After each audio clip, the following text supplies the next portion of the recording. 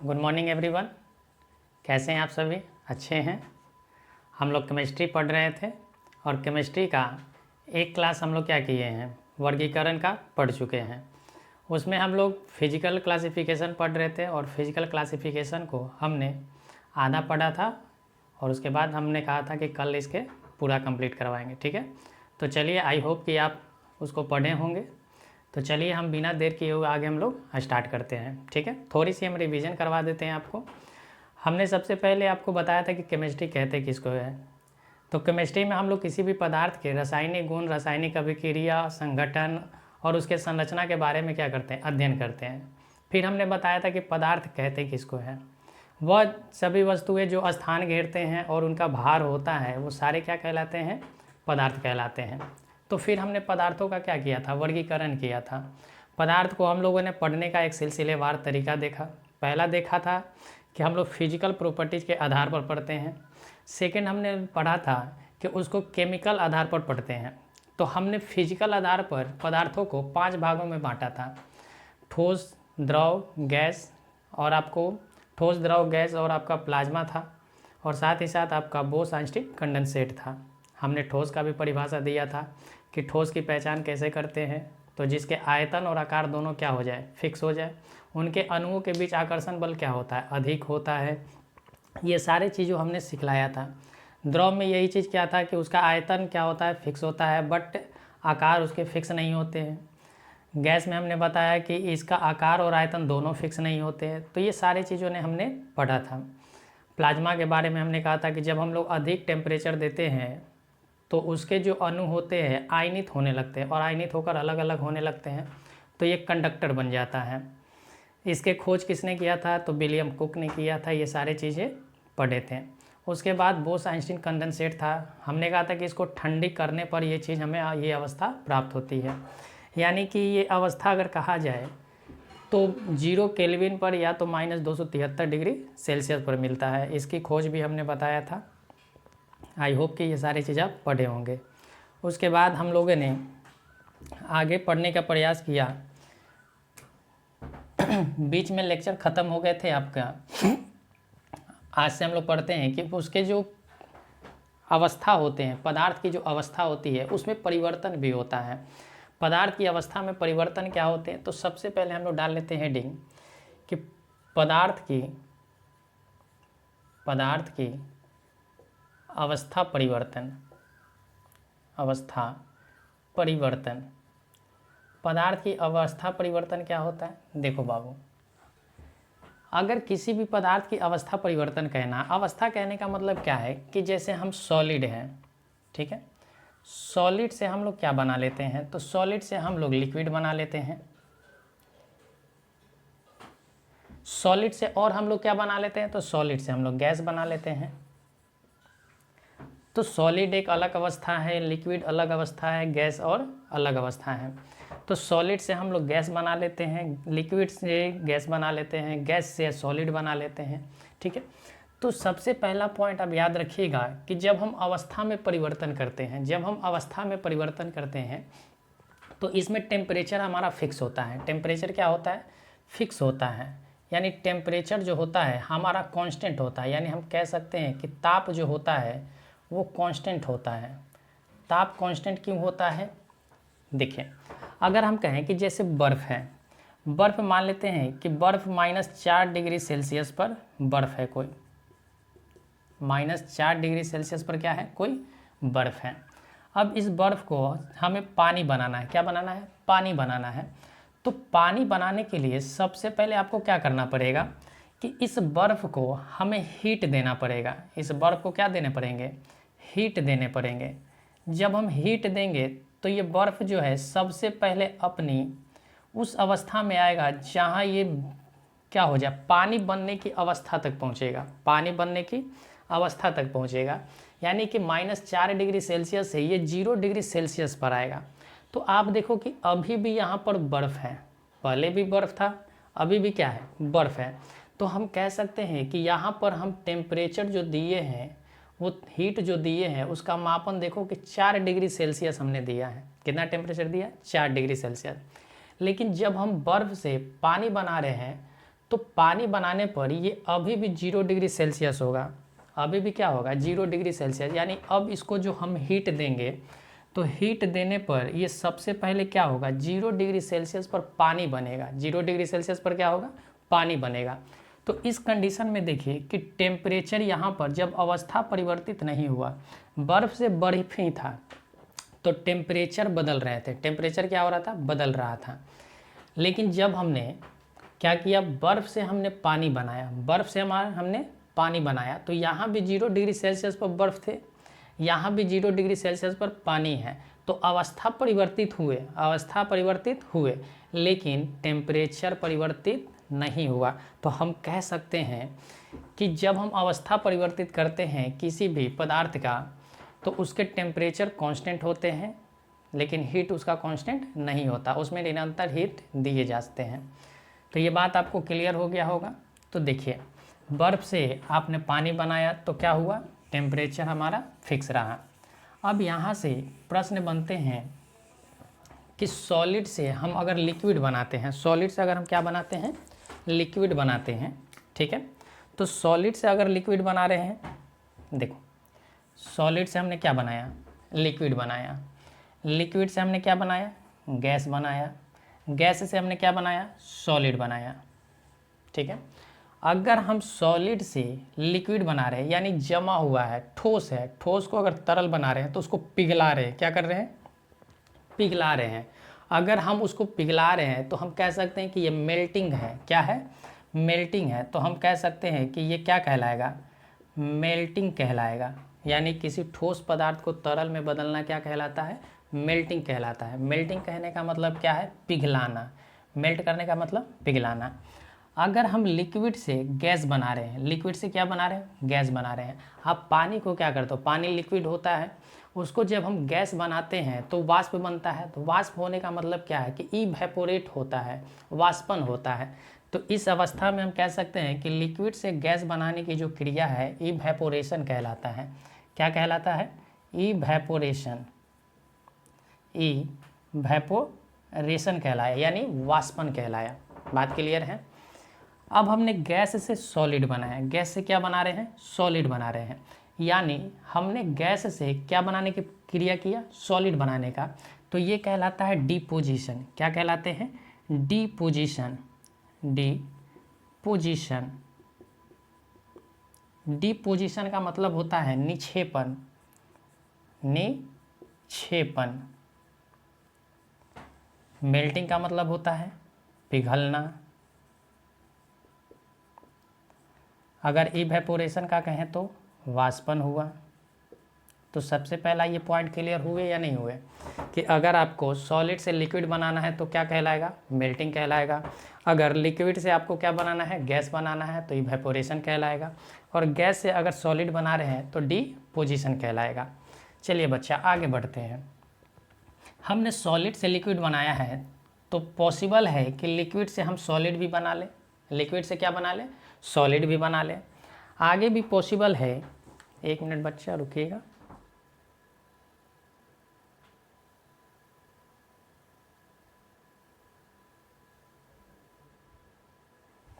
चल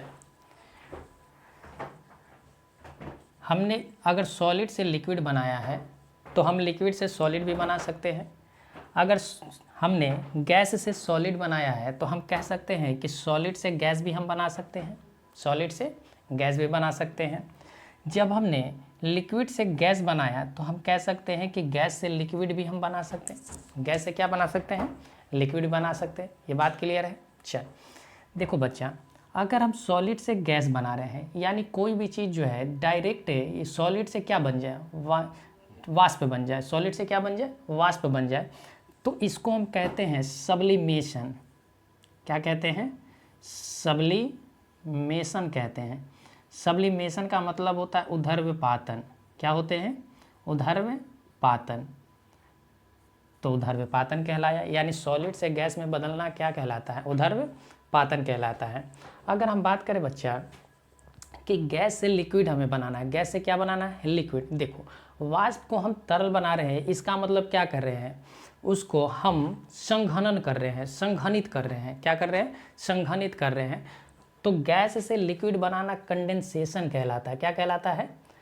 condensation. Condensation का मतलब क्या हुआ? संघनन। संघनन। बात क्लियर है बच्चा?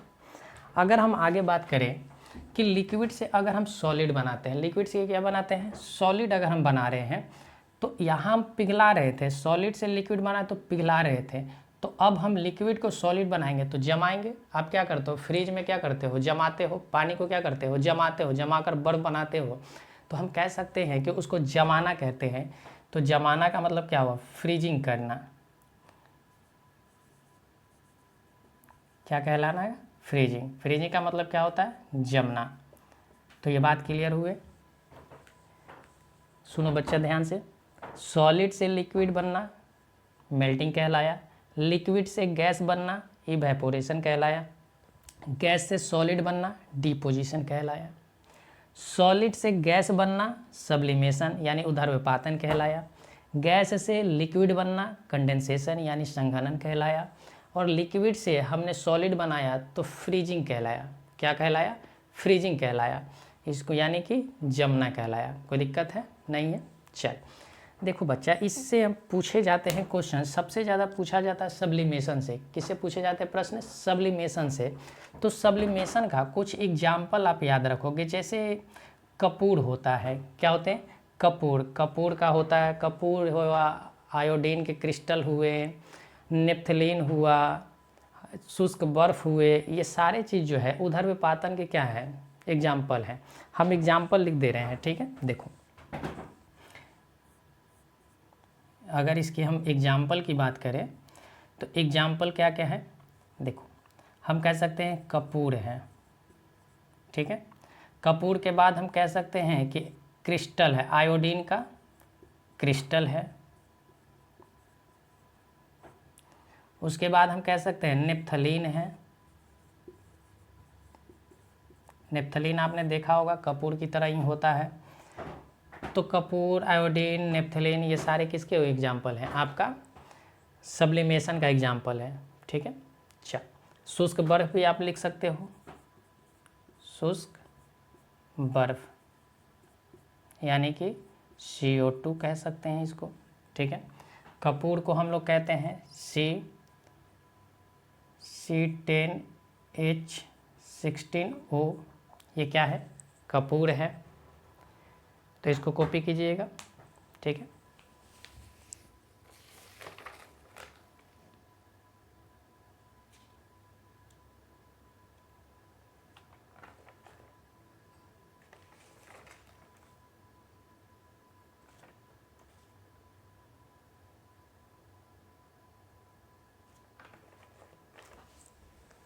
चलिए बच्चा, हो गया? चलिए आगे चल के और भी आपको मिल जाएंगे। यहाँ पर और भी आप लिख सकते हैं, जैसे सल्फ़र भी होता है। सल्फ़र भी किसका एग्जाम्पल है? लिख ही लो, सल्फ़र। सल्फ़र भी किसका एग्जाम्पल है? ऊर्ध्वपातन का। सल्फ़र के बाद अगर कहें तो नौसादर जो होता है, नौसादर, अमोनियम क्लोराइड, ये भी किसका है? सब्लिमेशन का एग्जाम्पल है, ठीक है? चल तो आगे बढ़ते हैं। तो यहाँ पर आकर हमारा क्या कंप्लीट होता है? हमारा फिजिकल प्रॉपर्टीज पदार्थों के क्या होते हैं? कंप्लीट होते हैं।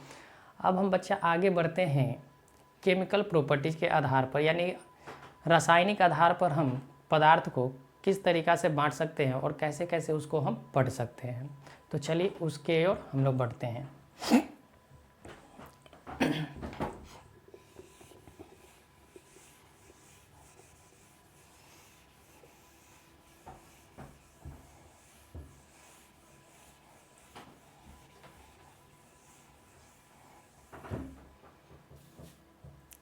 देखो बाबू, अब केमिकल हम केवल लिखते हैं किस आधार पर? तो रासायनिक आधार पर।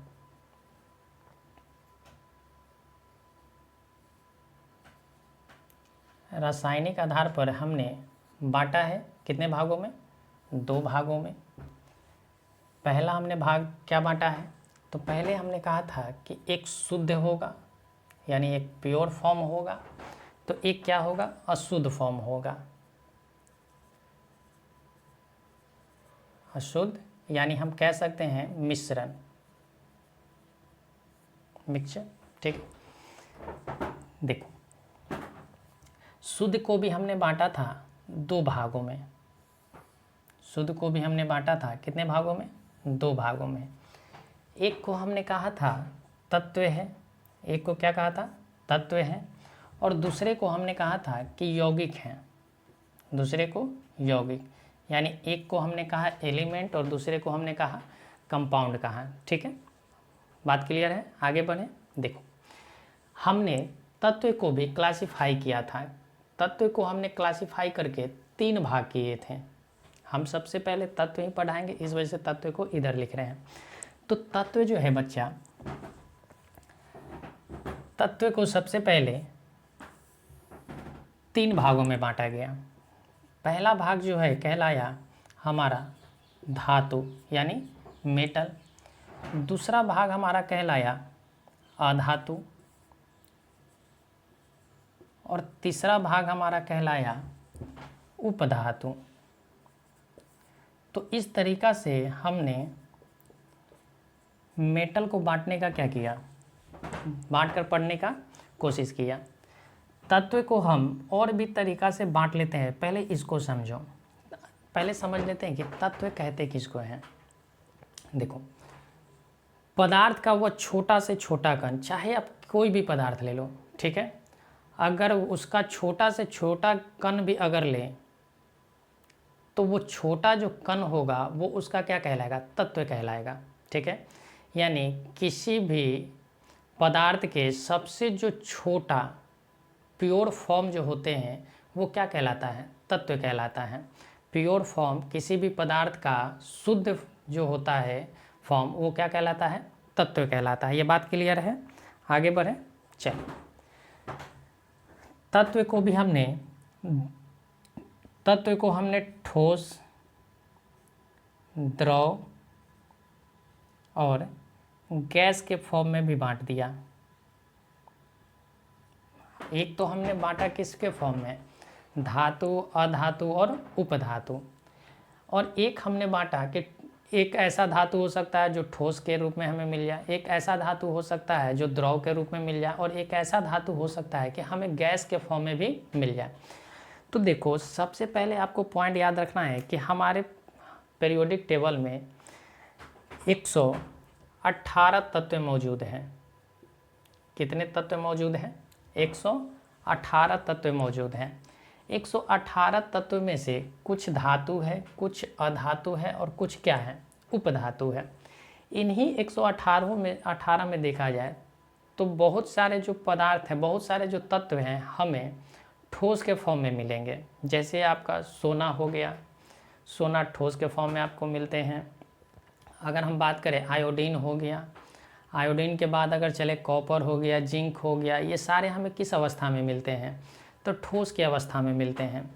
लेकिन एक बात अब पूछा जाता है बार बार कि वह कौन सा तत्व है जो द्रव अवस्था में हमें मिलते हैं?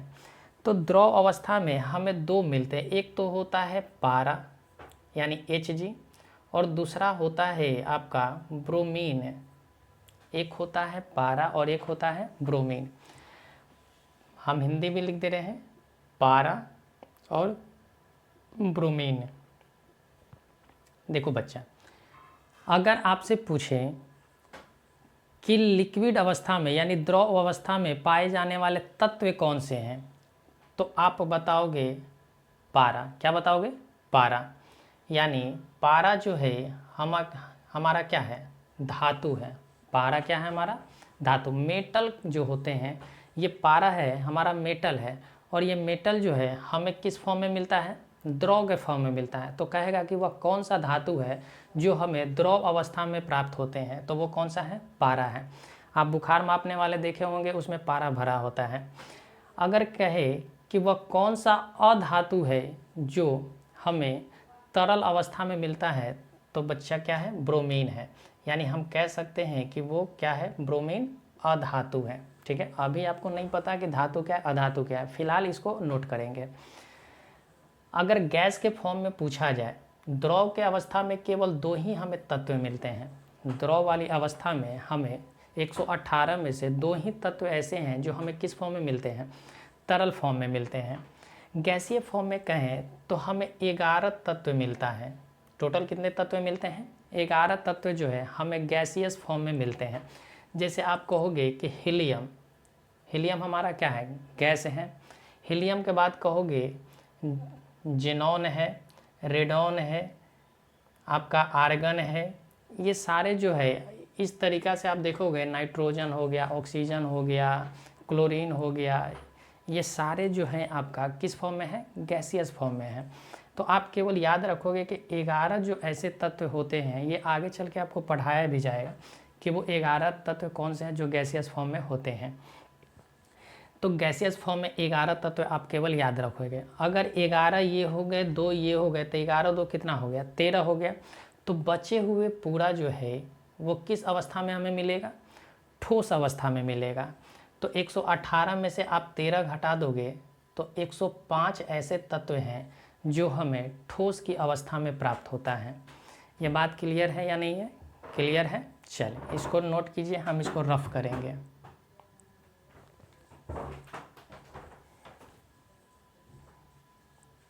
आगे बढ़ते हैं। तो आपने देखा कि हमने तत्व को ठोस, द्रव और गैस के आधार पर भी हमने बांटने का क्या किया, कोशिश किया। अब आते हैं कि तत्व को हमने धातु, अधातु और उपधातु में हमने मुख्यतः बांटा है। अगर आपसे पूछा जाए कि धातु के फॉर्म में कितने मिलते हैं तत्व, तो आप कहोगे 91। कितने तत्व हैं, 91। अधातु के फॉर्म में पूछा जाए तो आप कहोगे 20 तत्व हैं। और उपधातु के फॉर्म में पूछा जाए तो 7 जो होता है वो उपधातु के फॉर्म में हमें प्राप्त होते हैं। देखो बच्चा, अब आता है सवाल कि धातु कहते किसको हैं। अगर आपसे प्रश्न पूछा जाए कि धातु कहते किसको हैं, ठीक है, तो देखो एक सिंपल सी बात समझो।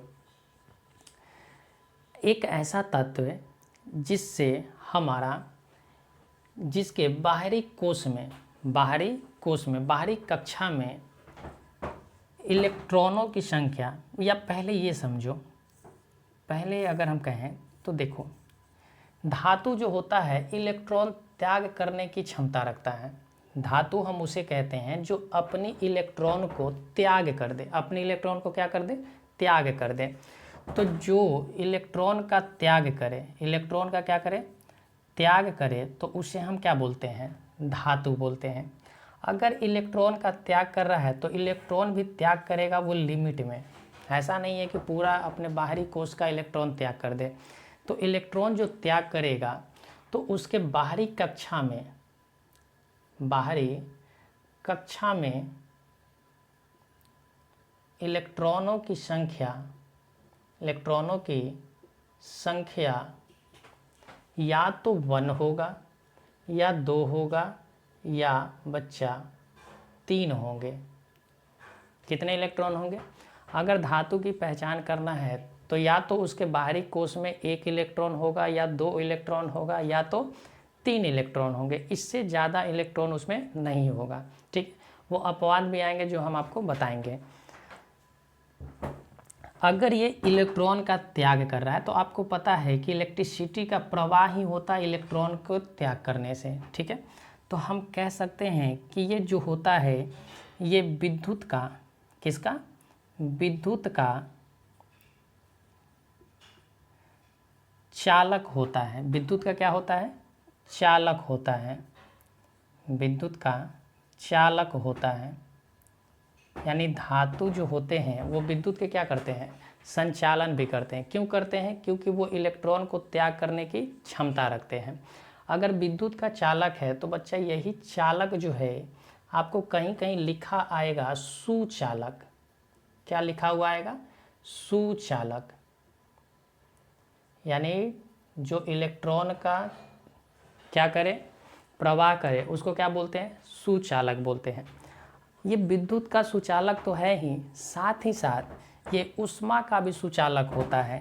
ये ऊष्मा को भी क्या कर देता है, ट्रांसफ़र करता है। तो ये ऊष्मा का भी क्या है, ऊष्मा का सुचालक होता है।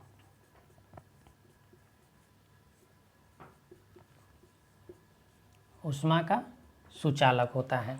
ठीक है, एक बात और ध्यान रखना कि ये इलेक्ट्रॉन जब त्याग करेगा तो इलेक्ट्रॉन त्याग करने पर ये अपने ऊपर चार्ज बना लेता है, जिसको हम लोग बोलते हैं धन आयन। क्या बोलते हैं? धन आयन।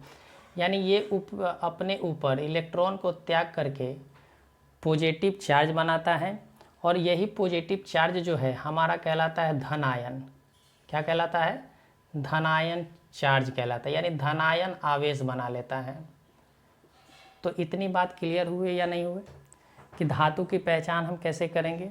पहला पहचान कि वो इलेक्ट्रॉन का त्याग करेगा, इलेक्ट्रॉन त्याग करेगा तो अपने ऊपर पॉजिटिव चार्ज बनाएगा, अपने ऊपर पॉजिटिव चार्ज बनाया उसको हम लोग धन आयन आवेश कहते हैं। बाहरी कक्षा में क्या होगा? उसके इलेक्ट्रॉनों की जो संख्या होगी 1 होगा या 2 होगा या तो 3 होंगे। विद्युत का ये क्या करेगा? संचालन करेगा, यानी चालक है ये विद्युत का, इसी को हम लोग सुचालक भी बोलते हैं। ऊष्मा का भी ये क्या करेगा? सुचालक होगा, यानी ऊष्मा को भी ये क्या करेगा? एक जगह से दूसरे जगह भेज देगा। ठीक है, चलिए तो आगे बढ़े। तो ये क्या था? धातु के बारे में था। तो धातु हमारा क्या हो गया? क्लियर हो गया। अब आते हैं अधातु के ऊपर। ठीक है, आप इसको नोट कर लीजिएगा वीडियो को रोककर।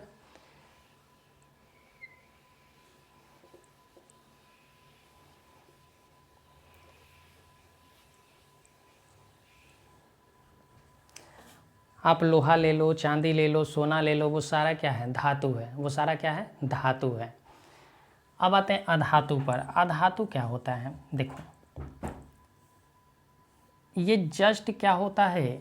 तो धातु का उल्टा होता है। अ का मतलब होता है नहीं, अ का मतलब क्या होता है? नहीं, यानी जो धातु न हो उसी को क्या बोलते हैं? अधातु। इसका मतलब है कि इसके अंदर जो भी गुण होंगे, इसके अंदर जो भी गुण होगा वो गुण क्या होगा? तो अधातु वाला गुण होगा, यानी धातु के विपरीत गुण होंगे।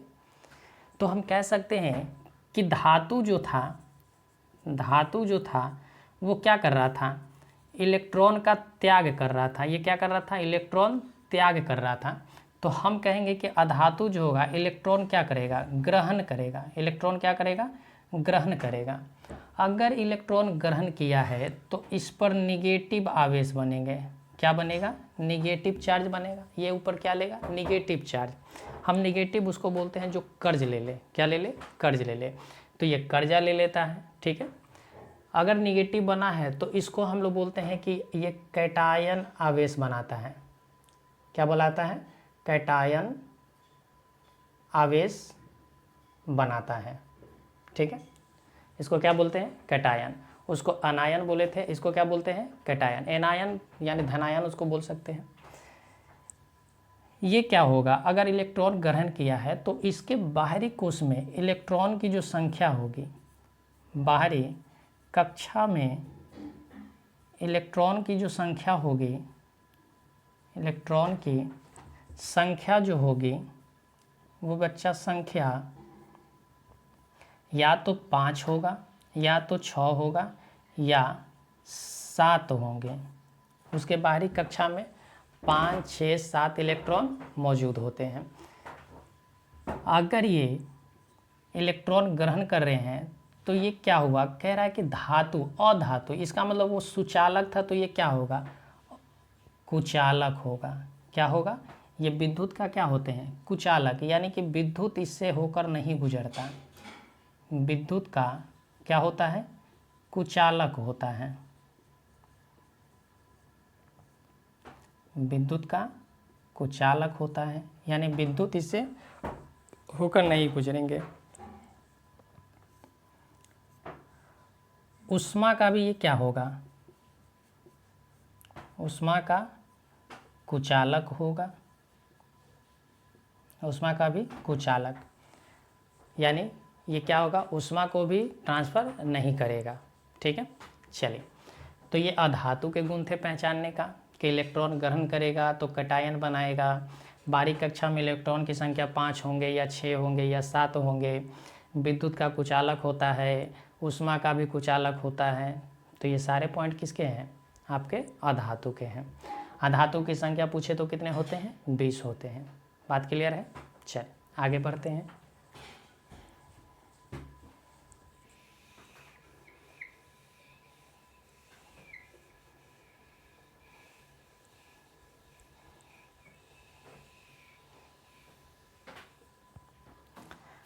देखो बच्चा, अगर हम बात करें कि उपधातु किसको कहते हैं, तो उपधातु हम कुछ ऐसे एलिमेंट होते हैं, कुछ ऐसे तत्व तो हैं जो धातु और अधातु, धातु और अधातु के बीच का गुण रखता है, के बीच का गुण रखता है।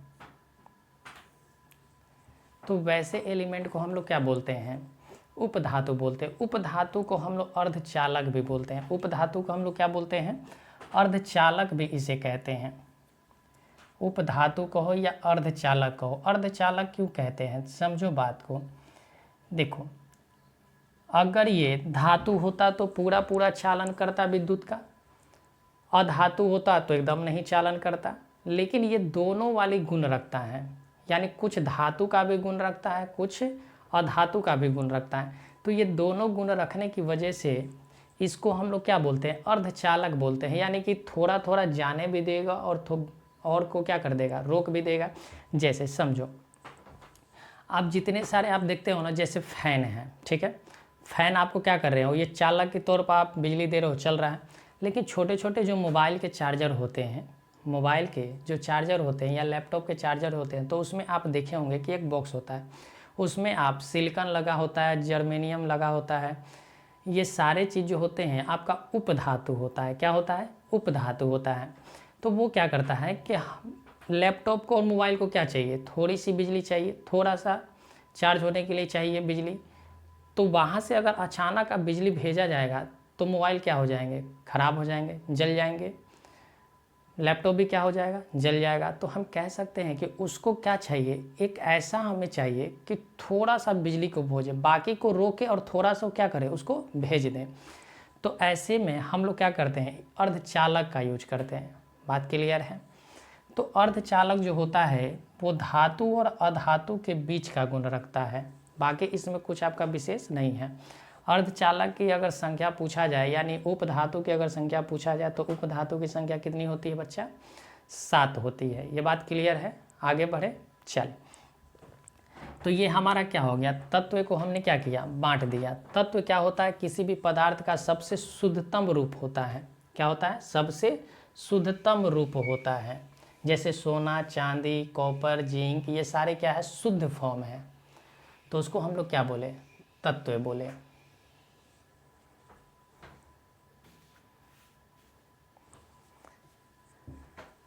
तत्व की अगर हम और बात करें तो तत्व की एक परिभाषा भी आती है कि पदार्थ जो एक ही परमाणु से मिलकर बने होते हैं, जो एक ही परमाणु से मिलकर बना होता है, उसको हम लोग क्या बोलते हैं, तत्व बोलते हैं। ठीक है, चल। अब तत्व के बाद हमने क्या पढ़ा, यौगिक।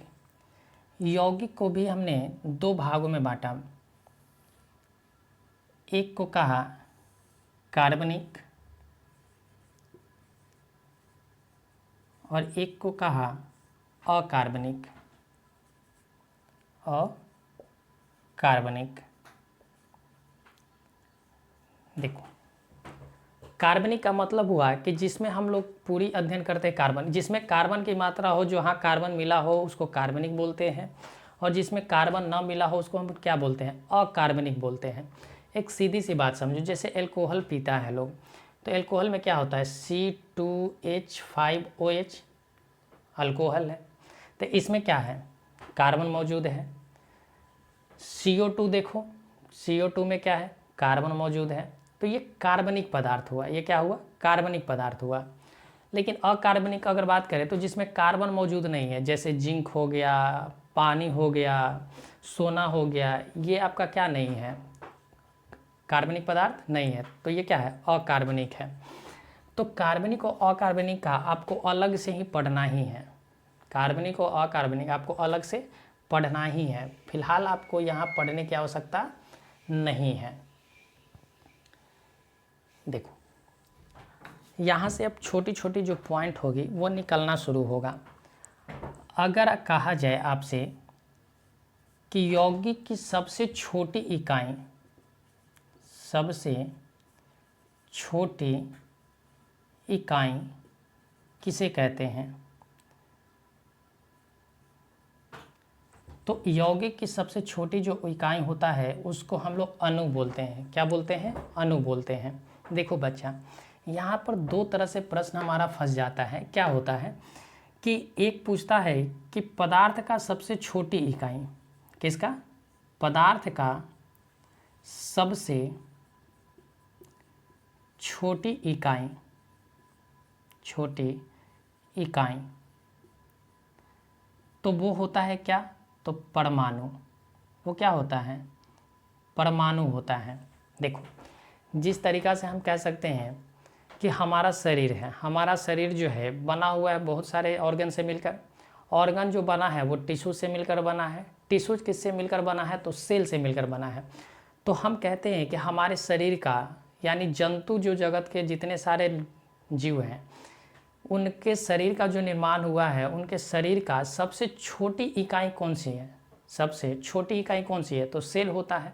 तो इसी तरह से हम कहते हैं कि पदार्थ जो बना है, जो पदार्थ हमारा बना है, वो सबसे छोटी छोटी इकाइयों से मिलकर बना है। पदार्थ जो बना है वो छोटी छोटी इकाइयों से मिलकर बना है। तो वो छोटी इकाई कौन सा है? तो वो छोटी इकाई कहलाता है परमाणु। वो छोटी इकाई क्या कहलाता है? परमाणु कहलाता है। तो ये पदार्थों का सबसे छोटी इकाई परमाणु है।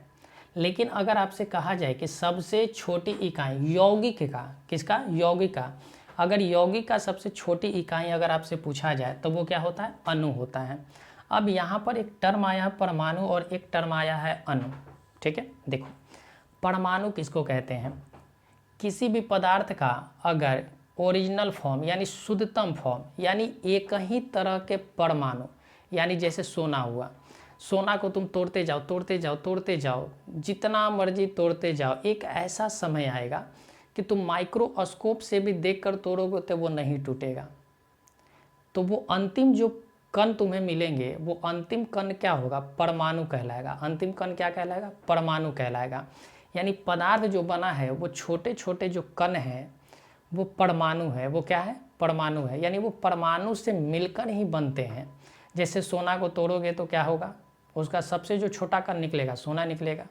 लोहा को तोड़ोगे तो उसके सबसे छोटे जो कण होंगे जो उसके बाद टूटेगा ही नहीं, तो वो भी क्या होगा? सोना होगा। चांदी को तोड़ोगे तो चांदी ही मिलेगा। ठीक है, तो वो क्या कहलाता है? परमाणु कहलाता है। परमाणु जो होगा वो सिंगल रहते हैं। वो कैसे रहते हैं? सिंगल। जैसे अगर हाइड्रोजन हम बात करें, किसकी बात करें? हाइड्रोजन। तो हाइड्रोजन अगर सिंगल है तो परमाणु है। ऑक्सीजन अगर सिंगल है तो परमाणु है। अगर लिथियम अकेले है तो परमाणु है। अगर कॉपर की बात करें, कॉपर अकेले है तो परमाणु है। कार्बन को ले ले तो कार्बन अकेले है तो परमाणु है। तो ये सभी क्या है? तत्व के छोटे छोटे क्या है? पदार्थ के छोटे छोटे रूप हैं। अणु की अगर हम बात करें तो देखो, अणु जो होता है वो परमाणु से मिलकर बना होता है। किससे मिलकर बना होता है? परमाणु से मिलकर बना होता है। यानी जब हाइड्रोजन 2 गो आ गया तो ये अणु कहलाया। ऑक्सीजन जब 2 गो आ गए तो परमाणु से अणु बन गया। कार्बन अगर 2 गो आ गया तो परमाणु से क्या बन गया? अणु बन गया। यानी कि एक से अधिक अगर परमाणु मिल जाते हैं तो वो क्या बन जाते हैं? अणु बन जाते हैं। वो क्या बन जाते हैं? अणु बन जाते हैं। ठीक है बच्चा, तो आपको परमाणु और अणु में क्लियर हुआ। यानी अणु हम क्या किसको बोलते हैं? O2 को, CO2, C2 को, ठीक है, या CO2 को बोलो। तो एक से ज़्यादा अगर परमाणु मिलते हैं तो वो क्या कहलाते हैं? अणु कहलाते हैं।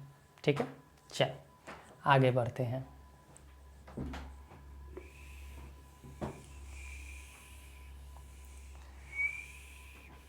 तो यौगिक की सबसे छोटी जो इकाई हुआ वो छोटी इकाई क्या कहलाए? अणु कहलाया। अब जो अणु होते हैं वो 2 तरह के। अणु भी कितने तरह से हैं? 2 तरह से। एक होता है सम अणु या समांग अणु कहते हैं। ठीक है, और एक होता है विषम अणु, विषम अणु। ठीक है, एक हुआ समान अणु और एक हुआ विषमान अणु। विषमान अणु और समान अणु में क्या है? मतलब कि अणु वैसा होगा जो एक ही तत्व से मिलकर बना है। क्या होगा? अणु वही होगा जो एक ही परमाणु से, एक ही तत्व नहीं सॉरी, एक ही परमाणु से मिलकर बना है। ठीक है, जैसे हाइड्रोजन, हाइड्रोजन के 2 परमाणु मिले तो एक अणु बन गया। ऑक्सीजन के 2 परमाणु मिले तो एक ऑक्सीजन के अणु बन गया। अगर हम बात करें आपका कार्बन को ले ले तो कार्बन अगर C2 ले लेते हैं, C2 नहीं N2 ले लेते हैं, नाइट्रोजन ले लेते हैं तो नाइट्रोजन भी क्या हो गया, आपका अणु हो गया। तो ये सारे क्या है, सम अणु कहलाए। अगर हम विषम अणु की बात करें तो विषम अणु किसको कहेंगे, तो जिसमें जैसे CO कार्बन मोनोऑक्साइड, कार्बन अलग परमाणु है, ऑक्सीजन अलग परमाणु है, जब ये दोनों मिल गए तो क्या बन गया, एक अणु बन गया। किसका अणु, तो कार्बन मोनोऑक्साइड का अणु बन गया। CO2 कार्बन का 1 परमाणु, ऑक्सीजन का 2 परमाणु मिलकर यहाँ पर कितने हो गए, एक CO2 का अणु बन गया। उसी तरीक़ा से N2O कह सकते हैं, H2SO4 कह सकते हैं। तो इस तरीक़ा से जो भी बना है वो क्या कहलाया, समान अणु कहलाया। बात क्लियर है। चलिए तो इसको कॉपी कीजिए, आगे बढ़ते हैं हम लोग।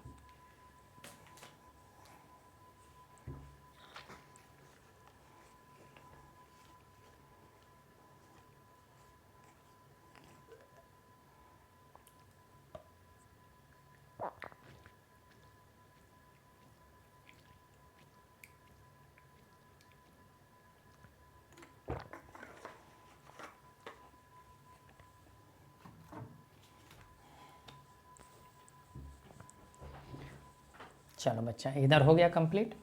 तो हमारे यौगिक भी यहाँ क्या हुए, कंप्लीट हुए। तो हमने तत्वों को हमने बांटकर पढ़ लिया।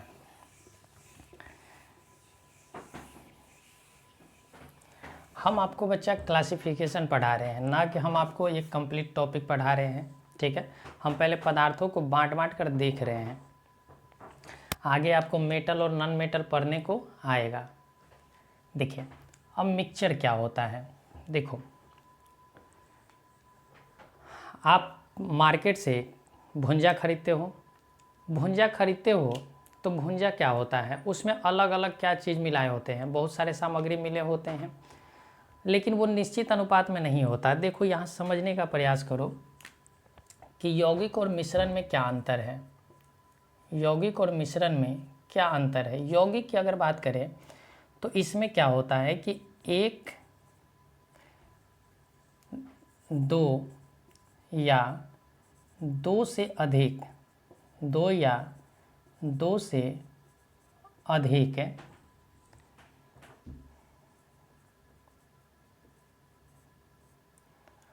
परमाणु को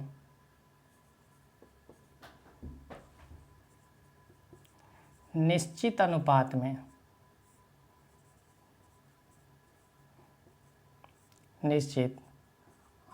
में मिलाना क्या कहलाता है, यौगिक कहलाता है। यानी अगर 2 या 2 से अधिक अगर परमाणु को हम मिला देते तो वो हमारा क्या कहलाएगा, यौगिक कहलाएगा। और वो भी हमें मिलाना है तो कैसे अनुपात में मिलाना है बच्चा, निश्चित अनुपात में मिलाना है। ऐसे नहीं कि जैसे मन किया वैसे मिला दिए। यानी यौगिक का हम कह सकते हैं कि यौगिक को निश्चित अनुपात में मिलाने पर एक फार्मूला डिराइव होगा। क्या होगा, फार्मूला डिराइव होगा। यानी हमारा यौगिक का एक फार्मूला बनकर तैयार होगा। ठीक है, जैसे हमें बनाना होगा क्या, जैसे हम बनाएंगे क्या, C2H5OH बनाते हैं। क्या बनाते हैं, C2H5OH बनाते हैं। तो यहाँ देखो कार्बन के 2 परमाणु मिले हैं, ऑक्सीजन के 1 परमाणु मिले हैं, हाइड्रोजन के 6 परमाणु मिले हैं। इस तरीक़ा से मिलकर क्या बना है, आपका अल्कोहल बना है। छोड़ो इसकी बात, अगर हम कहें कि जैसे हमें जल बनाना है, क्या बनाना है, जल, तो जल का फार्मूला होता है H2O। जल का फार्मूला क्या होता है, H2O। तो जल जो बना है वो किससे मिलकर बना है, हाइड्रोजन के 2 परमाणु से और ऑक्सीजन के 1 परमाणु से। तो इसको मिलाने का इसका कुछ ना कुछ मात्रा होगा, कुछ ना कुछ निश्चित अनुपात में हम मिलाएंगे। तो हाइड्रोजन का परमाणु भार कितना होता है, 1 होता है। तो 1 हाइड्रोजन का 1 है तो 2 हाइड्रोजन का 2 ग्राम, कितना ग्राम? 2 ग्राम। ऑक्सीजन जो होता है, ऑक्सीजन का परमाणु भार 16 होता है, तो ऑक्सीजन को 16 ग्राम, यानी 2 ग्राम अगर हाइड्रोजन आप मिलाते हो और 16 ग्राम क्या मिला लेते हो? ऑक्सीजन मिला लेते हो, तो इन दोनों के कॉम्बिनेशन से क्या बन जाएगा? हमारा जल बन जाएगा। इसके कभी कभी रेशियो भी पूछ लेते हैं, तो 1 अनुपात क्या हो जाएगा? 8 हो जाएगा। 1 अनुपात क्या हो जाएगा? 8 हो जाएगा। तो जल इस तरीक़ा से बना। अगर हम कहें कि जैसे NO2 बनाना है, ठीक है, तो नाइट्रोजन जो हुआ ये नाइट्रोजन से मिलकर बना और साथ ही साथ ऑक्सीजन से मिलकर बना। तो यहाँ देखो कि नाइट्रोजन जो है, नाइट्रोजन का परमाणु भार 14 होता है, ऑक्सीजन का 16 होता है, तो 16 1 का होता है तो 2 का 32 हो गया। इसका मतलब 14 ग्राम अगर नाइट्रोजन लेते हैं और 32 ग्राम क्या लेते हैं? ऑक्सीजन लेते हैं, तो हमारा किसका निर्माण होगा? NO2 का निर्माण हो जाएगा। इसी तरीक़ा से बच्चा पूछ लेता है अमोनिया का भी, ठीक है, यूरिया का भी पूछ लेता है कि कितना नाइट्रोजन मिला है। तो आगे चल के हम बात करेंगे जब मोल वाले टॉपिक में हम आएंगे, ठीक है। तो निश्चित अनुपात में अगर दो से अधिक परमाणुओं या 2 परमाणुओं को मिलाते हैं तो वो हमारा क्या कहलाता है? यौगिक कहलाता है। अगर हम बात करें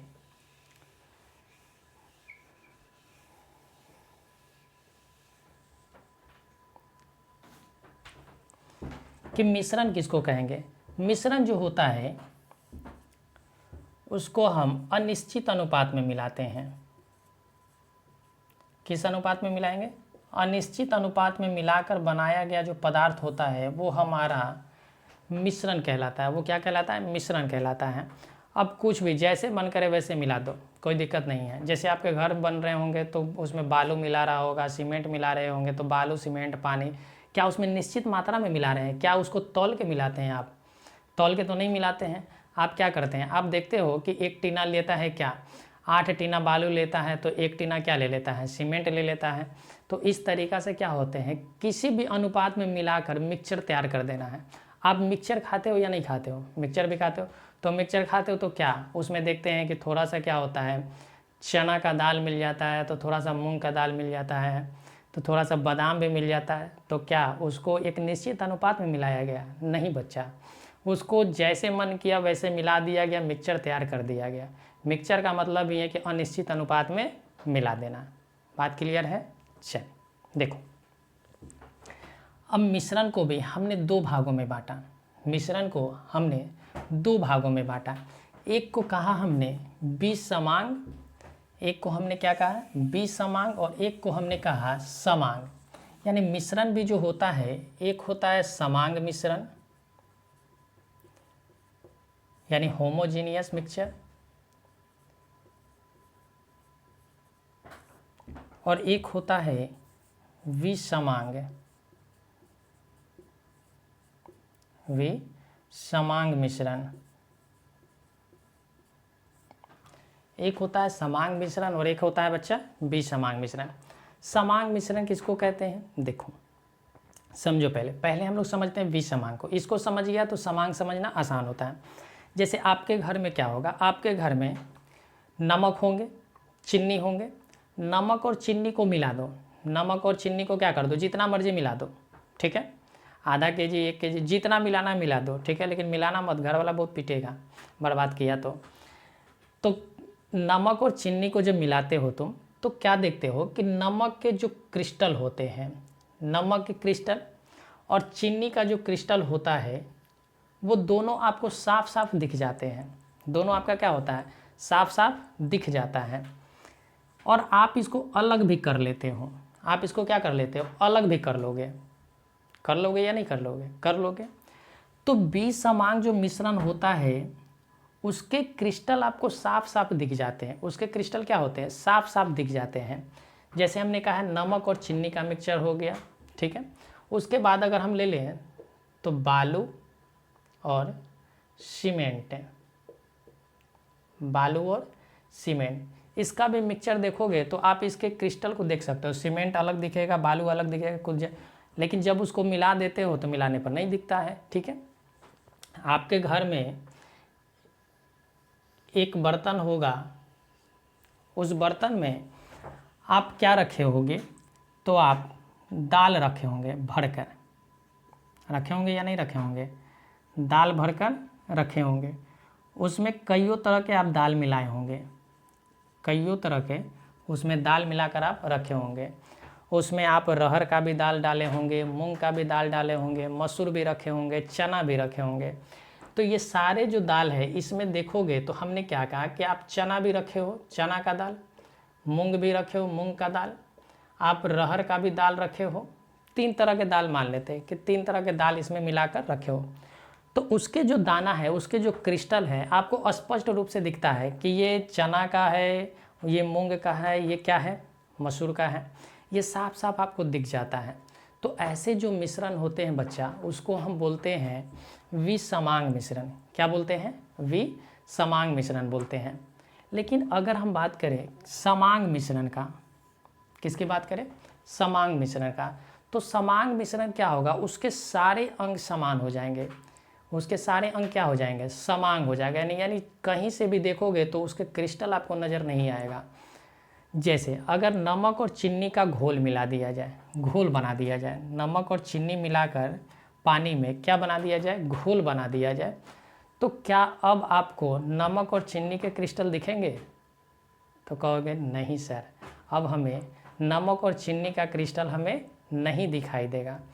बच्चा जब इसको पियोगे, घोल के आप पियोगे तो क्या होगा? आपको ऐसा नहीं लगेगा कि ऊपर से पी रहे हैं तो आपको नमक की मात्रा ज़्यादा लग रहा है, बीच से निकाल के पी रहे हैं तो आपको चीनी की मात्रा ज़्यादा लग रहा है, और नीचे से निकाल के पी रहे हैं तो आपको दोनों की मात्रा समान लग रहा है।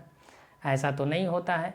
जब आप घोल पीते हो तो चीनी और नमक की जो मात्रा है वो हर जगह बराबर मिल जाते हैं, हर जगह क्या होते हैं? बराबर मिल जाते हैं। तो वैसे जो विलयन बनते हैं, वैसे जो मिक्सचर बनते हैं, उसको हम लोग क्या बोलते हैं? समांग मिक्सचर बोलते हैं, यानी समांग मिश्रण बोलते हैं। और अगर हम एग्जांपल लें, जैसे आप दाल बना लो, क्या बना लो? दाल। आपने देखा होगा कि जब दाल आप बनाते हो तो मसूर भी डालते हो, अरहर भी डालते हो, चना भी डाल लेते हो, मूंग भी डाल लेते हो, सारे चीज़ को डालकर आपने कुकर चढ़ा दिया, ठीक है। जब आपने कुकर चढ़ाया तो सीटी लग गया, दाल तैयार हो गया। तो आप देखते हैं कि उसके छोटे छोटे थोड़ा सा क्रिस्टल आपको दिखते रहते हैं। तो आप क्या करते हो? आता है एक दाल को घोटने वाला, एक दाल को घोटने वाला आता है बच्चा, देखे हो? उसको क्या करते हैं? उसको लेकर क्या कर लेते हो? आप ऐसे धर के दाल में ऐसे ऐसे क्या कर लेते हो? दल घोट देते हो। उसको क्या बोलते हैं? दल घोटनी बोलते हैं। तो इसको क्या कर लेते हो कि आप उसको पूरी तरीक़ा से मिला देते हो, ताकि हर जगह जो है उसका टेस्ट एक जैसा हो जाए, हर जगह टेस्ट क्या हो जाए? एक जैसा हो जाए। तो क्या दाल पीते हैं आप या दाल खाते हैं तो क्या आपको ऐसा लगता है कि इधर से निकाल के खा रहे तो दाल ऐसा लग रहा है, वैसा लग रहा है? ऐसा तो नहीं होता है। तो वैसे जो मिश्रण होते हैं उसको हम क्या बोलते हैं? समांग मिश्रण बोलते हैं। अब आपको बच्चा ये समांग मिश्रण और विसमांग मिश्रण दोनों क्या हो गए होंगे? क्लियर हो गए होंगे, ठीक है। तो अब हम इसके कुछ एग्जाम्पल लिख लो, ठीक है।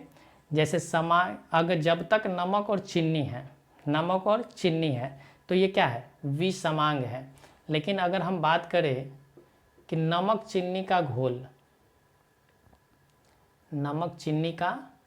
घोल ये किसका है? समांग मिश्रण का एग्जाम्पल है। नमक चीनी का घोल कैसा एग्जाम्पल है? समांग मिश्रण का। इसमें एक और क्वेश्चन पूछ लेता है कि बर्फ़ और पानी जो है, बर्फ़ प्लस पानी कैसे मिश्रण है? समांग है या विसमांग है? बोलो। आप कहोगे विसमांग है।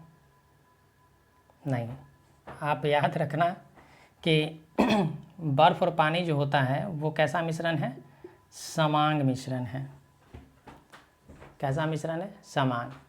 अरे बर्फ़ और पानी दोनों एक ही चीज़ है बच्चा, ठीक है। जब ये मिलेगा तो आपको पता ही नहीं चलेगा, ठीक है। उसमें डालोगे तो आपको पता नहीं चलेगा। तो बर्फ़ और पानी, ये पूछा हुआ क्वेश्चन है कि बर्फ़ और पानी जो है वो समांग मिक्सचर का क्या है? एग्जाम्पल है, ठीक है। चल, तो इधर से हमारा ये सारे चीज़ क्या हुए? कंप्लीट हुए। अब कुछ चीज़ जो होते हैं आपको पता होना चाहिए, ठीक है, कि मिक्सचर को हम लोग अलग कैसे करते हैं।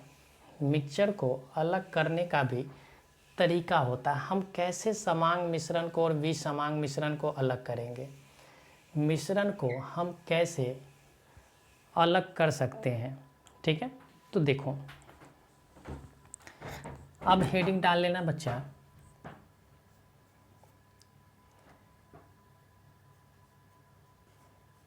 मिश्रण का पृथक्करण, पृथक्करण। ठीक है, देखो बच्चा, पहला जो होता है, ठीक है, उसको हम बोलते हैं रवेदार। प्रक्रिया क्या है? रवेदार। रवेदार कहने का मतलब है, या आप इसको लिख लो क्रिस्टलाइजेशन लिख लो, रविकरण, रविकरण, या इसी को हम लोग बोलते हैं वाष्पीकरण। इसी को क्या बोलते हैं? वाष्पीकरण। रविकरण को हो या वाष्पीकरण। रविकरण करण का मतलब होता है क्रिस्टलाइजेशन, क्रिस्टलाइजेशन या इवेपोरेशन।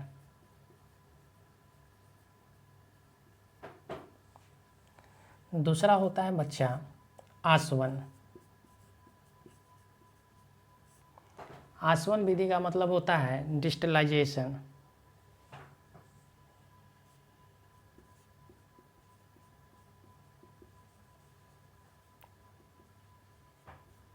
डिस्टिलेशन होता है।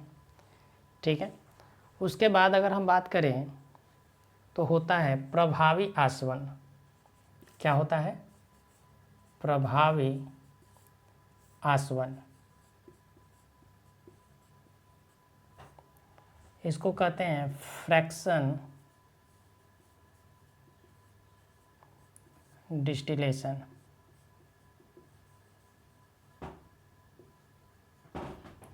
Fraction distillation. उसके बाद अगर हम बात करें तो होता है भाप आसवन, यानी स्टीम डिस्टिलेशन।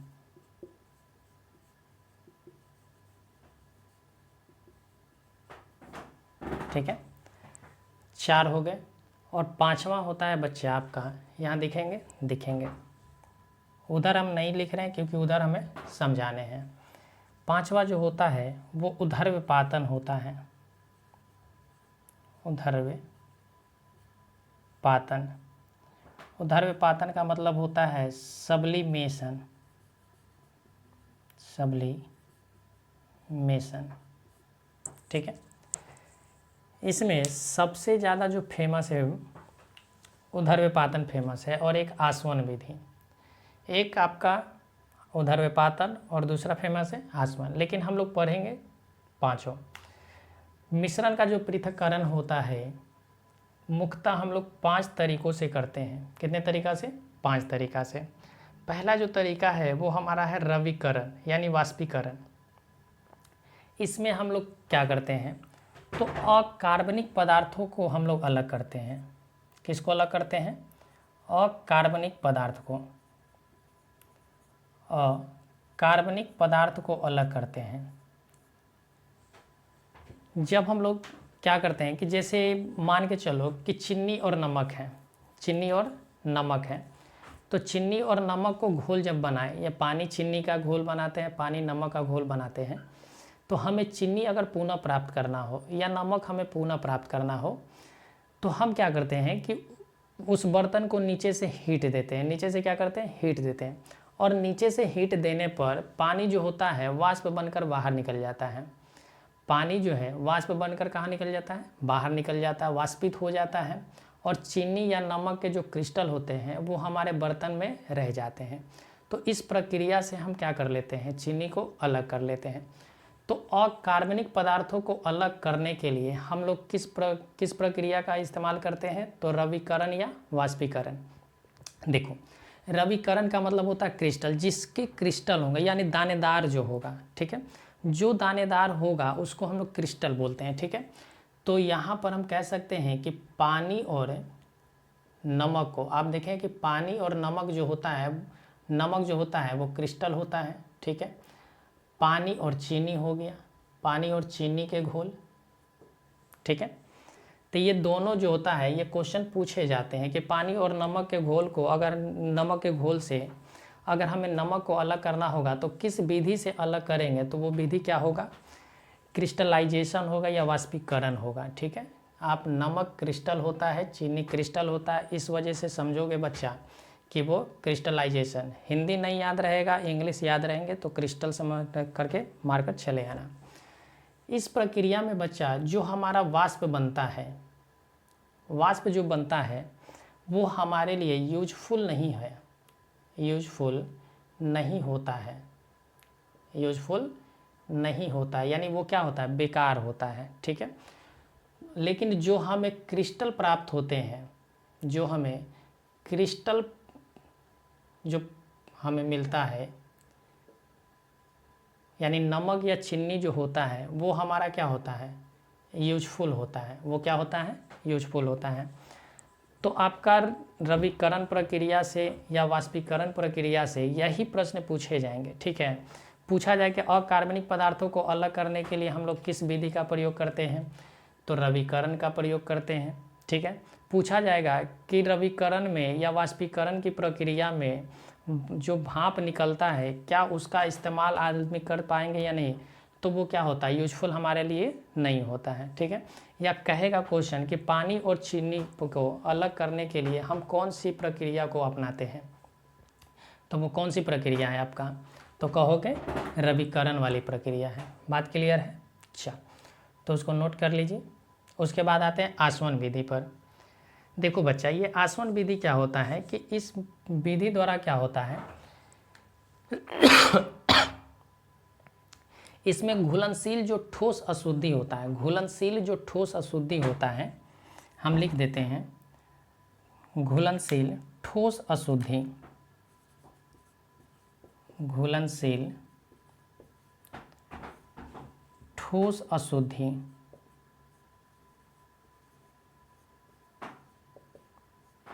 को अलग करने के लिए हम इस्तेमाल करते हैं। इसमें क्या होता है कि जो भी ठोस पदार्थ है वो क्या होता है, घुलनशील होता है, और वो घुलनशील जो पदार्थ होते हैं उसको वाष्प बन के उड़ा दिया जाता है, ठीक है। घुलनशील पदार्थ को नहीं, यानी जो द्रव होते हैं, द्रव में जो मिले होते हैं उसको हम क्या करते हैं, वाष्प बनाकर उड़ा देते हैं, और उड़ाकर हम इससे जो हमारा पदार्थ जो रहता है उसको हम अलग क्या कर लेते हैं, अलग कर लेते हैं। इसमें क्या होता है कि बॉइलिंग पॉइंट जो होता है, बॉइलिंग पॉइंट बहुत होते हैं, बॉइलिंग पॉइंट में अंतर होता है। याद रखना कि घुलनशील ठोस को अलग करने के लिए, घुलनशील ठोस अशुद्धि को अलग करने के लिए हम किस विधि का प्रयोग करते हैं, आसवन विधि का। इसमें क्या होता है कि बॉइलिंग पॉइंट, बॉइलिंग जो पॉइंट होता है, बॉइलिंग पॉइंट में अंतर होते हैं, में अंतर 30 डिग्री से 30 डिग्री सेल्सियस से ज़्यादा होता है। क्या होता है, 30 डिग्री सेल्सियस से ज़्यादा होता है। जैसे समझो हमारी बात को, जैसे मान लो कि कोई पदार्थ ए है और कोई पदार्थ बी है, इसको जल में घुला दिया गया। क्या कर दिया, जल में घुला दिया गया, ये दोनों घुल गए। अब मान लेते हैं कि ए का जो है बॉइलिंग पॉइंट ये 45 डिग्री सेल्सियस है। कितना डिग्री सेल्सियस है, 45 डिग्री सेल्सियस है। और बी का जो है बॉइलिंग पॉइंट वो मान लेते हैं कि मान लेते हैं 80 डिग्री सेल्सियस है। कितना डिग्री सेल्सियस है, 80 डिग्री सेल्सियस। तो देखो कि जब हम इसको हीट देंगे, जब हम इसको उबालेंगे या हीट देंगे, तो इनके अलग अलग बॉइलिंग पॉइंट होने की वजह से जिसका बॉइलिंग पॉइंट कम होगा वो पहले बाहर निकलेगा, वाष्प बनेगा, और जिसका बॉइलिंग पॉइंट ज़्यादा होगा वो बाद में वाष्प बनेगा। तो देखो कि इन दोनों के बीच जो है 30 डिग्री सेल्सियस से ज़्यादा का अंतर है। कितना है, 30 डिग्री सेल्सियस से ज़्यादा का अंतर है। यानी हम कह सकते हैं कि डेल्टा टी जो है वो 30 डिग्री सेल्सियस से क्या है, ज़्यादा है, 30 डिग्री सेल्सियस से ज़्यादा है। तो ऐसे जो ठोस होते हैं उसको अलग करने के लिए हम लोग किसका इस्तेमाल करते हैं, किस विधि का प्रयोग करते हैं, तो आसवन विधि का प्रयोग करते हैं, ठीक है। क्वेश्चन बस इतना पूछा जाएगा कि घुलनशील ठोस अशुद्धि को अलग करने के लिए हम किस विधि का प्रयोग करते हैं, आसवन विधि का। पूछेगा कि आसवन विधि का जो बॉइलिंग पॉइंट होता है तो उनमें ठोस अशुद्धियों के बॉइलिंग पॉइंट में अंतर कितने डिग्री सेल्सियस का होता है, तो 30 डिग्री सेल्सियस का होता है। बात क्लियर है? ठीक है। अब इसी का जस्ट उल्टा होता है प्रभावी आसवन। इसी का उल्टा क्या होता है? प्रभावी आसवन। देखो बच्चा, प्रभावी आसवन जो होता है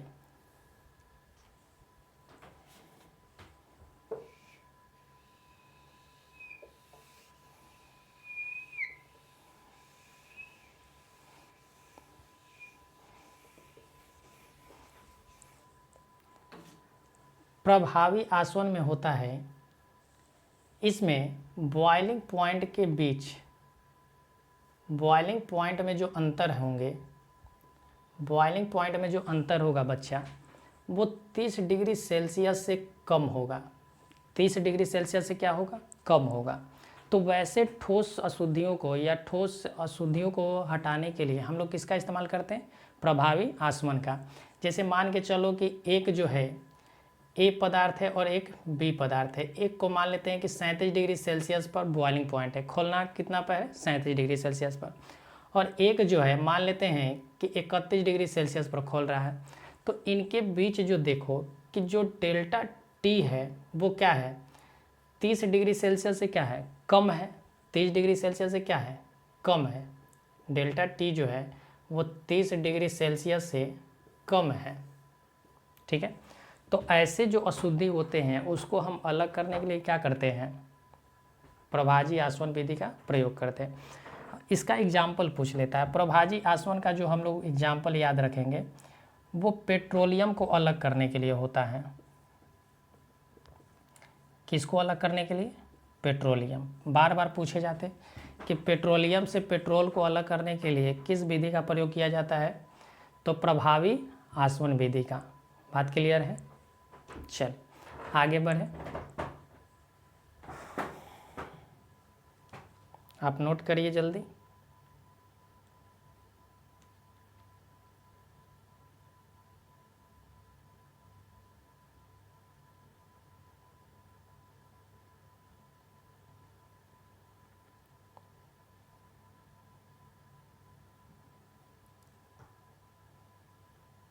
अच्छा हो गए, आगे बढ़ते हैं। एक जो होता है ये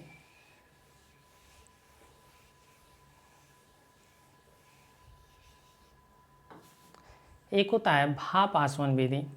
भाप आसवन विधि में हम क्या करते हैं कि जो जल में अविलेय होता है, जल में अविलेय ठोस को अलग करने के लिए हम इसका इस्तेमाल करते हैं। जो जल में कुछ ऐसे ठोस होते हैं जो जल में क्या होता है? अविलेय होता है। तो इसको हम लोग अलग करने के लिए क्या करते हैं? भाप आसवन विधि का क्या करते हैं? प्रयोग करते हैं।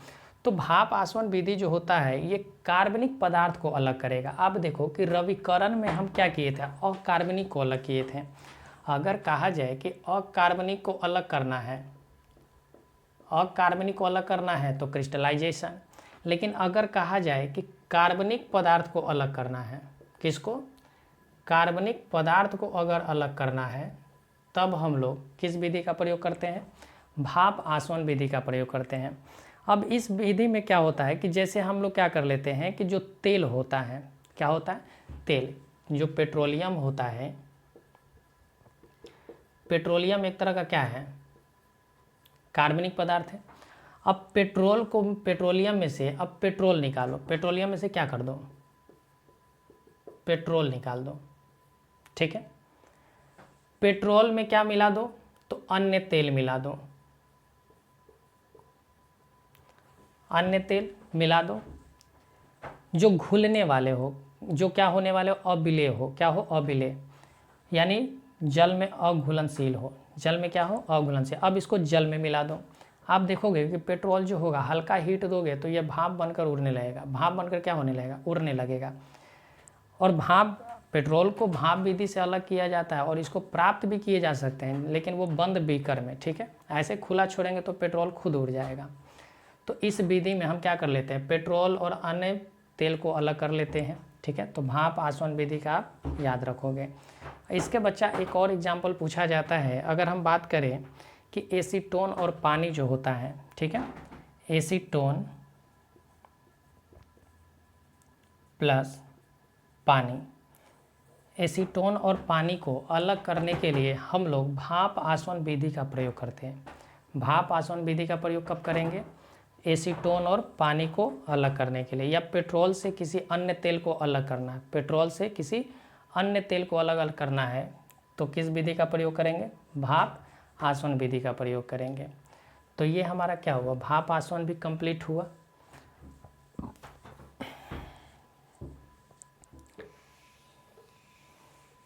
एग्जाम्पल आप याद रखोगे, एग्जाम्पल के बिना आपका सारे एग्जाम्पल ही पूछेंगे, आपके परिभाषा नहीं पूछने वाला है। एग्जाम्पल से आपसे पूछ देगा कि कौन सी प्रक्रिया अपनाई जाएगी। एक होता है उदर्व्यपातन, आपको अभी बताए हैं। उदर्व्यपातन क्या होता है कि डायरेक्ट क्या होता है, ठोस जो है किस में चेंज होता है? गैस में परिवर्तित हो जाता है।